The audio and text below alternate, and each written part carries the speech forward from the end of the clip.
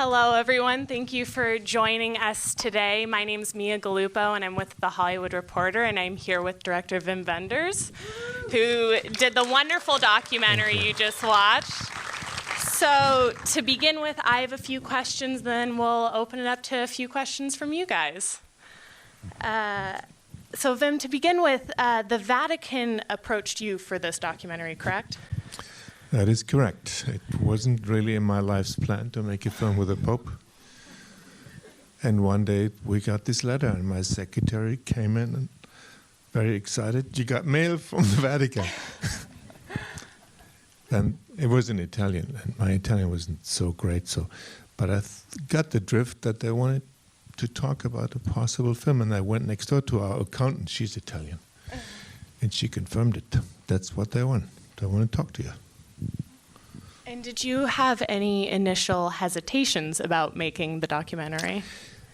Well, you don't know what it means when they say, can we talk about a movie? If they would have wanted to talk about a television documentary, I might have declined it. But they made it clear from the beginning that they just wanted to initiate this thing and sort of plant the seed, and then I would have to write it myself and get an independent production together and a distribution, and they really wanted to keep out of it. And that, of course, was interesting, to say the least. And did they let you know why they chose you specifically? It's a good question. I thought about that question, and I thought I'm going to, first thing what I'm going to ask them, but then the guy who I talked to, who was the sort of Minister of Communication, they had a new Secretariat of Communication, turned out that he's a real cinephile. He taught cinema and wrote books about them, and as a young man ran a film club in Rome, and he showed me the program where I actually went to his film club a long time ago. So I didn't ask him anymore why he picked me. I thought he knew what he was doing. And prior to making this documentary, what was your relationship to this Pope? Were you just a casual observer? Were you a fan? I was a little more than a casual observer. I mean, I'm a sort of lapsed Catholic. I've had a Catholic upbringing, lived here in LA, but was more in a Presbyterian community. So I actually became a Protestant. And in 2013, when it was announced there's a new Pope, I turned on the television set, like millions of people on this planet, and 9 years of Lenten finally paid off. Because before we all laid eyes on him, the diacon, or whatever his function is, in Latin announced that the name of the new Pope was going to be Franciscus, so which is Francis.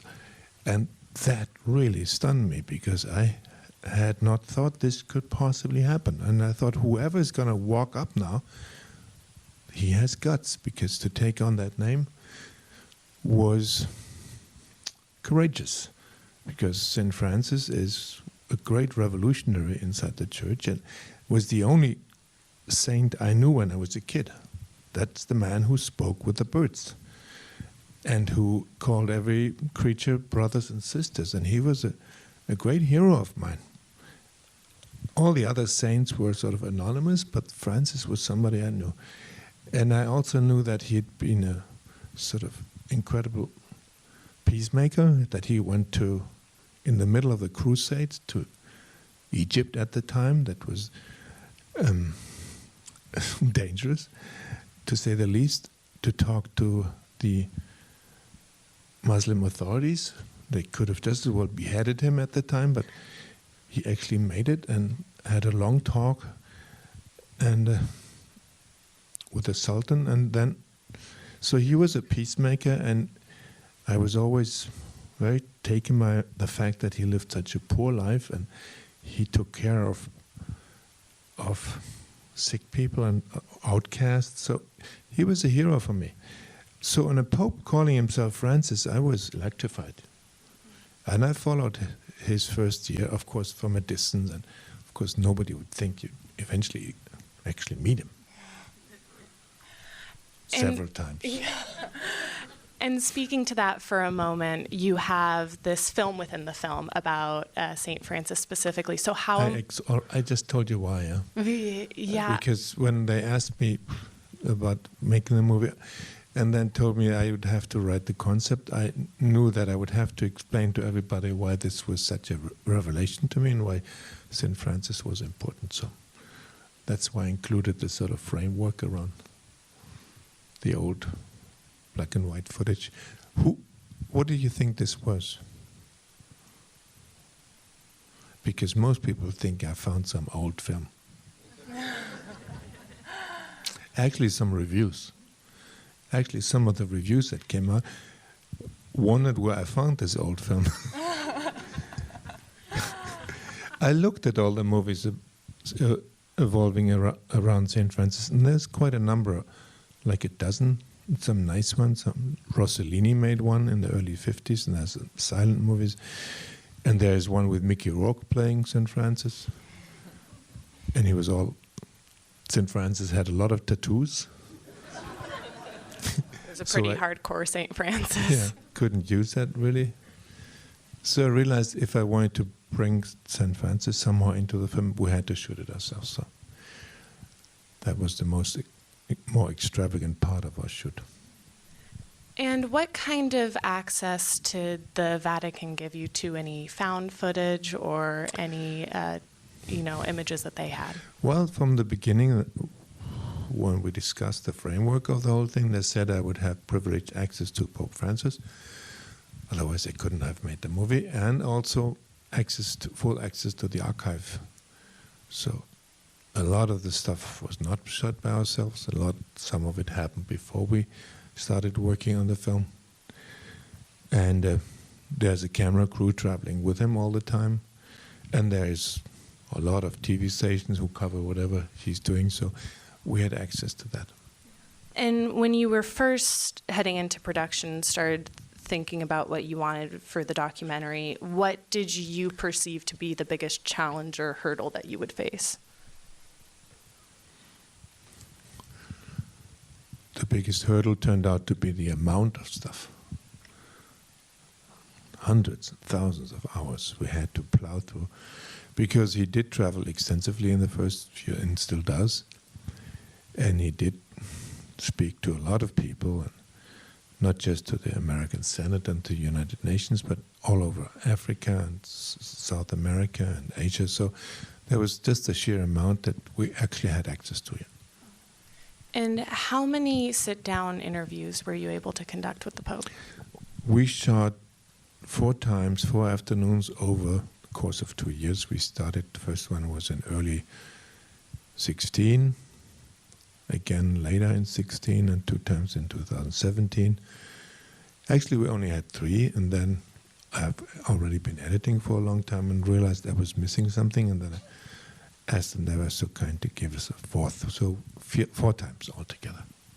Can you take us through what was going through your mind when you were about ready to interview the Pope for that first time? Do we have that time? Yeah. Well, we were damn nervous, my team and I. At that time, I had not really met him. I mean, I felt like I knew him because I had read everything he had said. I read all his speeches and sermons, and so I felt like I knew him already a little bit, but I had never met him. And I told my crew, you better be on your toes, because this is not an actor who's going to come in, and whatever he does, we're not going to ask him to do it again. And he's not going to get makeup.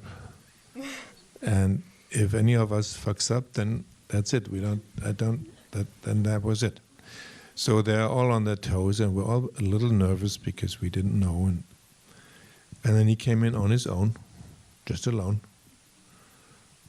Came in, smiled as he saw all of us. And then he started to say goodbye, to say hi to each and everybody. And he did the same at the end. He spent time with each and everybody, the electricians, anybody on the set. We were like 12, 15 people. And talked to everybody, looked everybody in the eyes, spent really time with each and everybody, and at the end we were all cool, calm, and collected. And the first thing he said to me was, he put his arm on my shoulder and said, "I heard a lot about you, but you must know I haven't seen any of your films." That was good. I liked it. And he also said he didn't know much about movies, and he saw some long time ago, but didn't have time for them.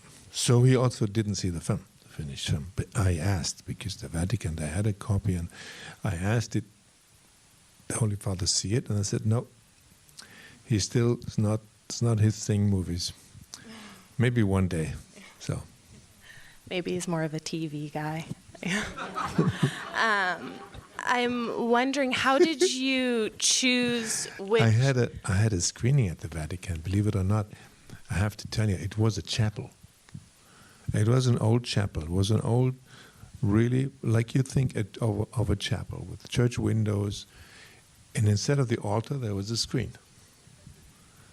And I was the holiest screening room I've ever been in.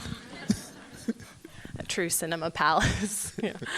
I'm wondering, how did you choose which subjects to ask him about?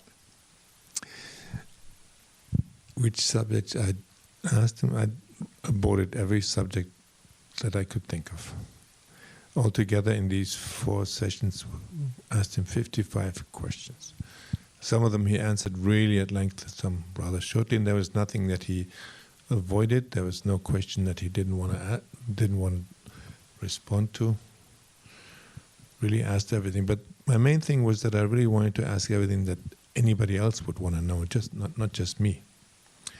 And I also realized if I'm actually going to be face to face, like you and me right now, that was such a privilege that this is something that was the greatest thing possibly about the film. I could put the audience face to face, and I didn't just want to have that for myself.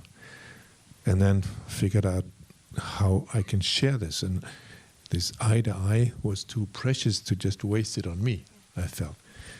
And regularly, if you make it an interview, the person looks past the camera, and as a viewer, he's not looking at you, he or she. So I felt if I was going to be in that privileged position, I needed to put everybody in there. So we came up with a device for Pope Francis to speak directly into the camera.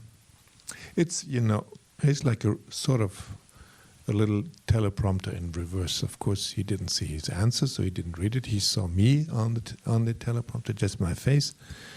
And by talking to me, and by listening to me, and by talking to me, he does look into all of your eyes. I explained that to him the first time he came, because he was a little amazed. There was only one chair, and then there was the camera. And where are you going to be? And I explained it to him, and then he said, well, what do you see? And then I walked him around, and on the other side of the camera was the same, just in reverse. And I also sat in front of a monitor, and he realized that we would really be very close, intimately talking to each other with just this technology and the screens in between. So he understood that, and then we were really, really very close and intimately talking. And he actually didn't see anybody else than me. All the crew was gone. Everybody walked away, and he just had this monitor in front of him, and it was as if we were alone, even if he now speaks to all of you. And you really feel that in the staging and the framing of the interviews. It truly does feel like a conversation, a private audience with the Pope in a theater. I had to share that, yeah. And I'm wondering, can you take us through the editing process? I'm sure it's an embarrassment of riches when you're sitting with the Pope and speaking with him. So how did you pare it down? There's a long process. I mean, editing a documentary, I knew, is taking longer than editing features. I spent 2 years on Buena Vista Social Club, Pina 2.5, Soul of the Earth just as well. So I told the Vatican right away, don't expect that it takes long, that it is going to be done shorter. So it also took 2 years. Because the thing is that you have to find your way through the material. You have to make it logic, and you have to make it natural. And especially in these talks with Pope Francis, as I don't appear as somebody who asks, and neither does my voice, so it's really strictly him, and we had to find the passage to all his answers, and to the 8 hours altogether we had to to create some sort of a thread to it, and you don't really find that right away. It took a while, and my only help was the sequences with St. Francis. Other than that, I just had the Pope himself as somebody to lead us through.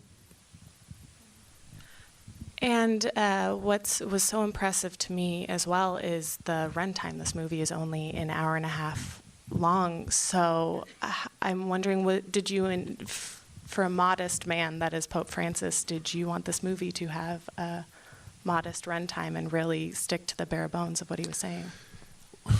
Something like that was the first line of my first treatment, which was, as he's asking us all to get by with less, and as he's so much into a poor church, my first line is, we can make this an expensive movie. So we wanted to make this a poor film, so we really worked with the bare bones of filmmaking. And I had, of course, a longer cut. I don't know, first cut was 5 or 6 hours, and then I came finally down to 2, and I realized for most people 2 hours were too much, and that it didn't really help the film if it was 2 beautiful hours. But there is a limit to everybody's attention span, especially if it's serious stuff, some of it. So we realized that 90 minutes was ideal, and in the end, it's the same with every other movie. You have to kill your darlings and take out things that you thought initially that can never, ever possibly go. But in the end, it's good for the overall thing and for people to be able to follow. And that, in the end, was the most important, that you still sort of are interested from the beginning till the end. If you were to add back in one of those darlings that you had to kill, what would that be? Well, when it's coming out on DVD, maybe we have some deleted scenes with the Pope. I don't know. There's a number. Difficult. Some Pope bloopers. And then it's such an impressive thing for me to see in the film was the Pope addressing the College of Cardinals. Was that something that you found in the archives, and how did you decide where to put that and why to include it? I remember reading the text of his speech about the diseases. That was before I started the film. And the first question I asked in the archive is, did anybody shoot that? And they actually covered it with 4 cameras. Uncut, unedited, and I actually had access to that. So, and that was awesome. I knew exactly the text. I had the text already, what he had said that, but I didn't know that it was actually filmed, and that was obviously then a core scene in the film, and it shows that he's serious about stuff, even inside the church. And then for you, what part of this documentary is most emblematic of the Francis that you came to know as a person?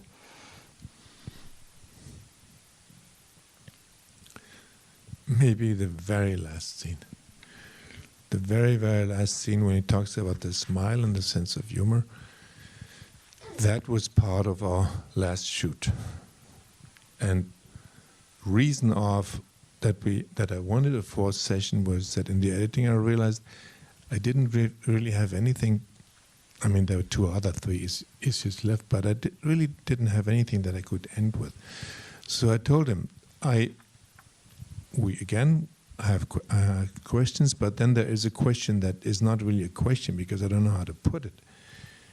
As you remember that you speak to everybody through the camera, it'd be so great if you somehow found a way to say goodbye to everybody.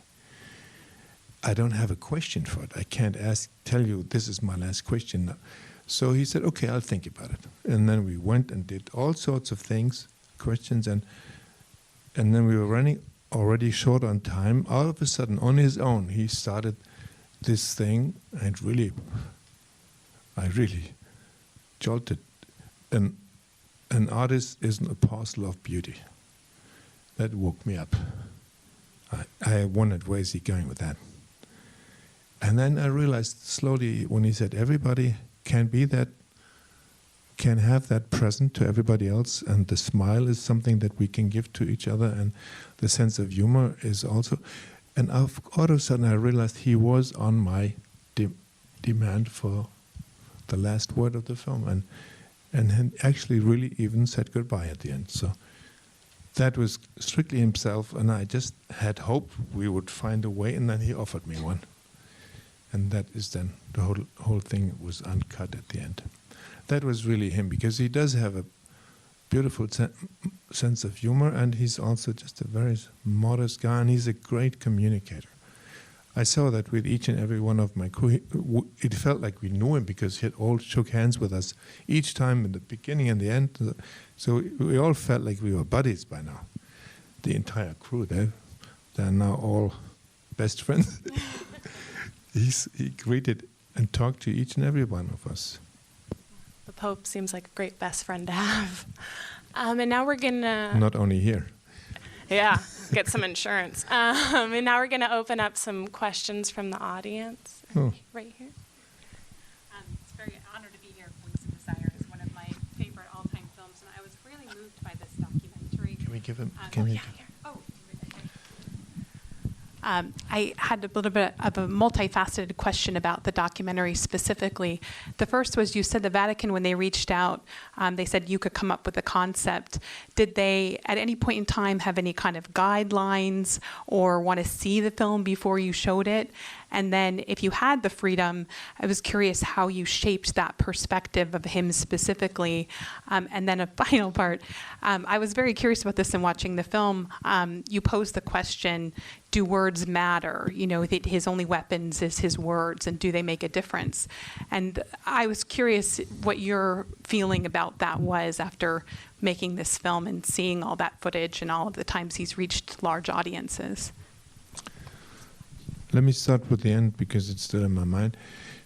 It is actually my own voice with the narration that asked the question, do words still matter? Because in the end, over the 2 years I spent every day with him in the editing room, that was a big thing on my mind. That's the only power he has, and he does speak, and you see that he does speak to everybody, and he doesn't refuse to speak to anybody at all. And the question is, does it really matter? And the more I was working on the film, the more I felt his words do have a certain power, even if it's not economic or military power. After all, he has become, over the 5 years he's in office now, he has become sort of a moral authority, more so ever since so many of our world leaders have no moral authority whatsoever to speak of. And I don't mean this politically, I mean this across the globe, and in Europe just as well. And so it's such an urgency out of a sudden that we all realize that words do count, and that we do need some sort of moral compass, because morality seems like an endangered species these days, not just truth, but morality as well. So I raised that question, but in a way he answers it with his actions, both, and with what he says.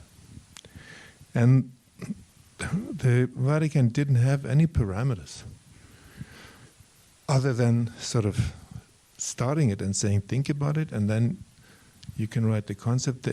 And then I asked them, can you give me a few hints what sort of a movie you were thinking of?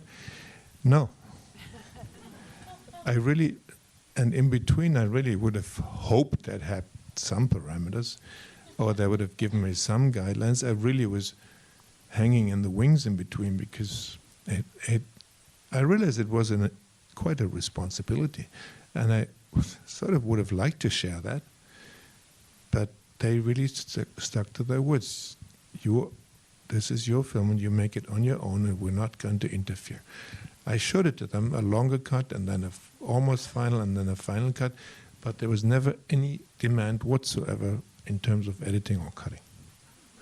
And I wish, I mean, in other movies you have distributors and producers, and they interfere and they say, couldn't you do that or that and that? And that is useful. But this time it was all up to me. I finally found some good friends and some people who I trust who I showed the film, because the Vatican just strictly kept out of any interference. I wish they had. And then any more questions right here? Oh. Yes, thank you. What a powerful and Thank you. Thank you, Mia. Yes. thank you. What an incredibly powerful and beautiful film. All of his actions and speeches are so inspiring. I was wondering, because I know he has encouraged people to gather in groups, particularly Catholic members, to gather in groups, meet regularly, and take specific actions, agree to take specific actions specifically for the environment. I was wondering if you came across any of that at all? Well, he does encourage sort of grassroots action, absolutely. And of course, I saw lots of material on that, but I didn't do this film in any way in an investigative way, so I didn't look. The only investigation at some point, the only one, we found that nun that he embraced and that he actually saw from the Pope Mobile and then stopped him with. It took us half a year to find her. And that was the only investigation, so to speak. Other than that, I really refrained to the Pope's word. But I know how much he encouraged grassroots action and how much he thinks that the Church is also having to renew each other from down up, not only from upside down. Thank you. Maybe somebody way up there. Yeah, you're very waving so enthusiastic. nicely. Yes. That was so beautiful. Thank you. Seriously, one of my favorite films ever, and I will be telling and tweeting everybody to see it. I had asked a friend to come along and had not heard back from him, and then realized that he were both activists, and his thing is zero population growth as a way for saving the earth. And I suspect that might be why I didn't hear back from him on a film about the Pope. And I was wondering if that had come up in your conversations.